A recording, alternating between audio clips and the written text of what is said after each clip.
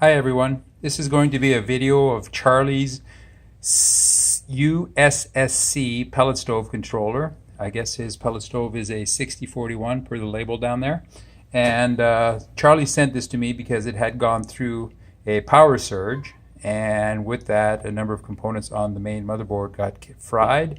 So I did some troubleshooting, replaced those. Charlie had previously replaced some fuses.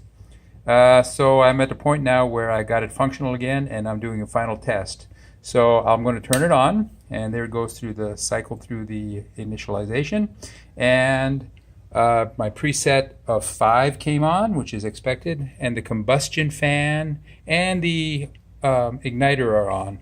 So the igniter is being shown by this lamp, not this one as I have it labeled, because on this model software and controller the igniter is off board the main connector, so we have a different light bulb for that.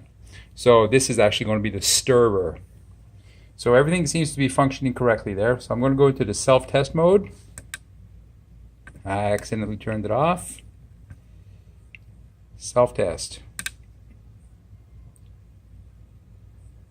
I think I did it again.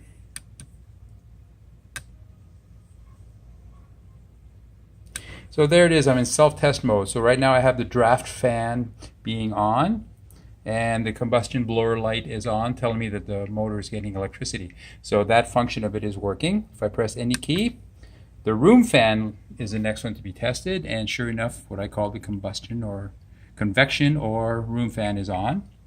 Press the key again, and this time the agitator comes on. That's my light over here, which I incorrectly have labeled as igniter for this controller.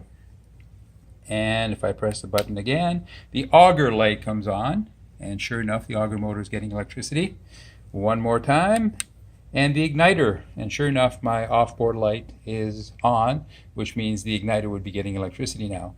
As I cycle through more of the self-tests, I have a snap switch which I've got jumpered out on my test fixture, so the light is on. The next one is this thermostat. Sure enough, it's on again as well, because I have it, there's a jumper on the back side to say that the thermostat is on. The hopper switch, again, I've got it bypassed so that my test fixture works correctly. There's no need for me to test these things since I don't have the actual switches that are on the customer's furnace. And then 60H, which I am not able to determine what that is. Sorry, folks. And buy, which is a quick reset. So there it is. It goes back to U.S.S.C.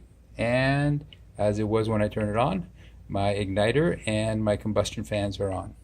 So that's it from all the testing and the repairs. This looks like it's functional. Thank you, Charlie.